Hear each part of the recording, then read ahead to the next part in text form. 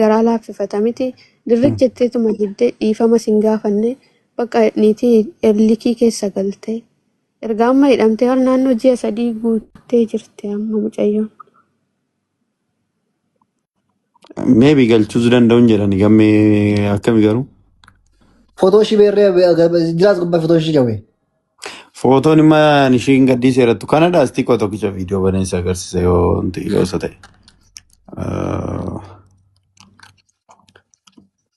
Ji sukkaareetu gaddiise. Ishii ati happy birthday itti gaddiiste kanadha. Iski ka iskiriin kataayee laasaa ishaa brother. Iska ta'e namni beeku akka ta'u jiraatu. Maqaa abbaa ishiin beeku ijoolleen abbaa naan jedhaaran beeku kan abbaa. Abbaa maalitti beektati? Ni sheetan. Daa'ima kun baay'ee Yesuus Kiristoos. Baay'ee daa'ima. Namni beektan jirtu guyyaa kana beejoolli. Hambiraan gaddiisne miti ati isa kana malee. Isheen tuni sanuma isheeti. Kuni? Sabii suura ishee kan biraan qabdu nati. Jechuun keessaan hin qabdu hambiraa keessaa yoo nu ergite kaa. Keessan hin qabu kanaayyuu suuraa anyuu ishii keessa hiyoot jedhee jira tiktok ishee.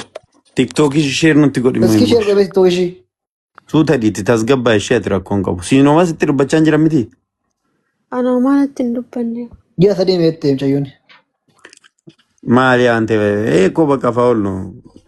Sanaa ijoollee isaanii akkas goote isaan immoo daa'ima isaan irratti waan akka. Mucayyoon ammaa baranii bakka isaaniyyuu immoo erga deemtee akka amantee niitiin natti himtee turte samuuna yeroo duraa sannan gaggaafadha. Maal amantii ishii tokko kaasedheen maal amantummaa labbaasaa jedha bara.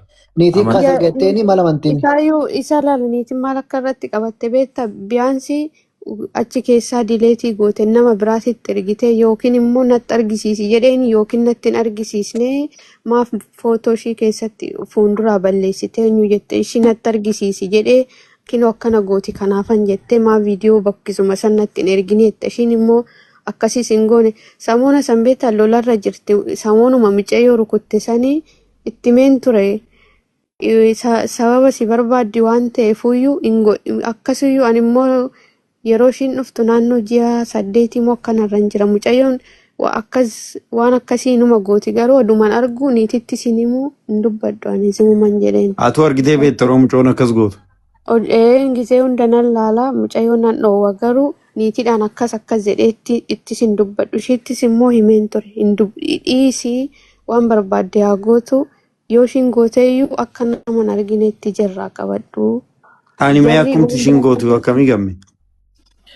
Daa'ima miti tutti kaayyoon qaamashii fakkaatan. Otoo beetti man isaaniyyuu mana yaalaa geessuu danda'u fakkeenya intiniifa waan godhattuuf ta'uu danda'a. Isarratti niitidha osoo gisuma san yookiin isa moona san lolarra waan jirtuuf immoo dhiistee jiraattee gisee tokko kaayyoo seexanni nama qoree hin danda'an waan ta'eefuyyuu.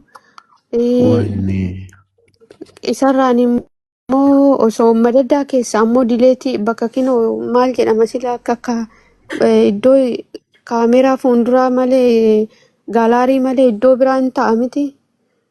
Gisuma san immoo xaraxareera dhufeeni niitiin qophaa'ii namichi dhufee si fudhachaa jira niititti hime jedhiini naan jette. Achumaanani dhufee akkuman dhufeenani dafiitii madadaan suurri keetii saabaduuti madadaa achi keessa galiiti dileetii godhi fuutoon keetii saabaduu keessattuu argame rakkina sitti dhufaa jedheen. Isheen ganaa footoon kiyya keessaan jalaa badadu jettu niitiin xaraxarte maaf dhufuu diddee silkii ilaaluun barbaadaa jetteen. Achumaan biyaansi shintibeetii seenitii bishaan banii akka nama shaaworii seenuu keessaa dileetii godheedheen gisee sanitti gabballeeche fuulduraa homtuu hin jiru naan jette. Ergasii niitiin oo keessa seentee ilaaltu iddoo biraatitti qabame. Inni ishii fuudhu dhufe maal ture sila? Niitii honyuutitti bilbilte. Namicha biiroo? Niitii biirootitti bilbilte niitiin biiroo. Taaksii erganiif. Taaksii zaree wayiiti niitii biiroo sana bilbila ishiin barbaadame. Zaree wayiiti niitii ishii biiroo sana barbaadame bilbila ishii. jechuun atumti madaami keetiin bilbila biiroo sana naa kenni biiroo ishii sana maatiin ishii akka ishii na bira jirtu waan beekaniif Biyaas yaa baranii maatiin ishee baraniiti. Okay. Mee nan gaafadhash. jechuun ati riilaaksii ta'iti akkasittis dubbiin naannessine maaf na qoratta naamna akkasiin hin jenne homaa sin gootu kenna akkanumatti akka dubbisitti hojii kee irratti hindiniin jennati warri biyyaasii goodanyoonni kiyyas duraanii wajjin hojjettu naan jedhani amma immoo onlaayinii irras hin jirtu onlaayinii irraa badde shin eessatti badde jedhanii na gaafatu lakkoofsa warra biiroo sana naa kenniiti ittan kennanii isaan immoo maatiin ishii warra biiroo sanaa gaafatanii jedhinati. Nummoo ishii gaafanna sila ishii haadha Biiroo gaafannaa nuti. bilbillee gaafannaa. Maqaash. Ishii borutti yookiin immoo tasgabbaa'eeti qaseetuma ishii. Fooloo nu godhiitii ani sii deebiseen keessaa nanaafis ta'u gammee ergee fi Ani siidee jira fooloote.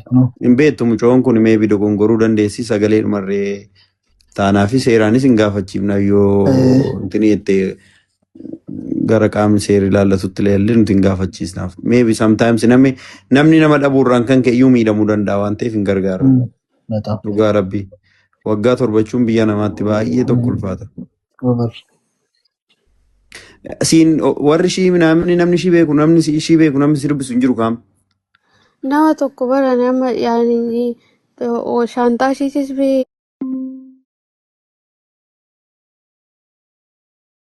kanaan booda eessatti dhuftee fudhatti moo silaa yoo murtee ishee fixattee biyyatti galtee hin gattannaan nan hin gatuun jedheen nama barbaadeen iyyuu namatti kennaa fi Maaliif shinni biiroo dhuftee waan tokko hin dubbanne isheen garuu?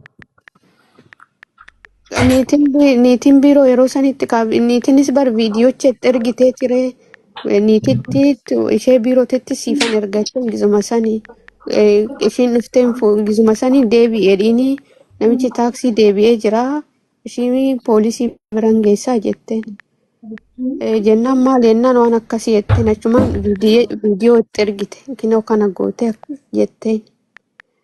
Ajimaan miti ajimaan maalaa biiroon ishii? Iddoo eessaa akka ishii fidde hin beeku ani ajumaan mucayyitti akkasuma eessaa dhuftes kanas hin jenneen garuu afaanuma tokko somaa sofnu ajumaan ta'e shaarjaa ta'e iddoo kara ishiin biiroo ishee. Sin biyyuma wal gaafattan? Biyyuma wal gaafanne malee akkasuma eessaa biiroo kamii hin jenne ani yeroodhuma sanuyyuu kaanas ixaan harkaa bu'ee beektaa dhugaa nannee gaafuma yeroon irraa fudhadhus hin beeku akkamitti irraa fudhadharee maatii bilbiluma maatii tirree yookiin immoo maquma ishii guutu tirree as keessa immoo barbaadeen dhabe mattaawaqaa minaamin hin jiru akka carraa birrii boorsaa keessa jira birrii kuma tokko. Boorsaa keessa kun jiru inni mattaawaqaan ishee namni ayidii ishee namni. Himtuu hin jiru. Birrii bichaa jiraa? Birriitu jira. Garuu uffata ishii isa uffata keessa laalle isa shaantaa xiqqoo wayitii keessa xiqqootu jira feestaaliidhaan jira feestaalii san keessaa fuudhee shaantaa kiyya keessa godhee fi isa keessaa hin argeeyyu birriidha ishee boorsaa harkaa san fudhattee hin deemne jaakeettii takkaa fi yaani carquma ofirraa qabdu bichaadhaan deemte waan ta'eef.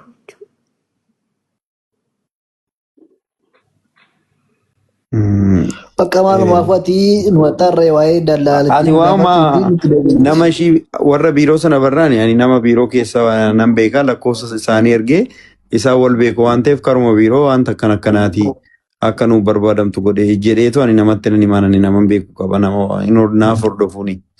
Gin eessayyuu haa ta'u eessumaa haa ta'u biyyuma kana keessa bichaa haa ta'u malee lakkoofsuma isaanii yookiin immoo nama ishiitti dhiyaatu nama infoormeeshinii kana seeraan qabu. Nama akkasii barbaachisa maaliifi warri biiroo sun seera qabeessa waan ta'eef warri biiroo mucoo kana waan barbaadan gargaaruu danda'u. Saatuma sanatti amma haati biiroo kun otoo beekamtee ishiin haati biiroo kuni warri biiroo seera qabeessa mootummaa faana waliigaltee qabu waan ta'eef eessa akka mucayyoon kun jirtu akkamitti akka jirtu erganiitiin diliivarii kee deebisi ani immoo poolisiittan geessa mucayyoo jetteeni argamuun hin danda'ama beettee jechaadha haati biiroo sun. Igalee inni mucoon goote sun immoo seeraan adabsiisus baatu baramuu qaban. Baramuu qaban. Maatiin ishee baruu qabu. Maatiin baruu qabu bakka mucayyoon itti hidhamte namni baruu qaba.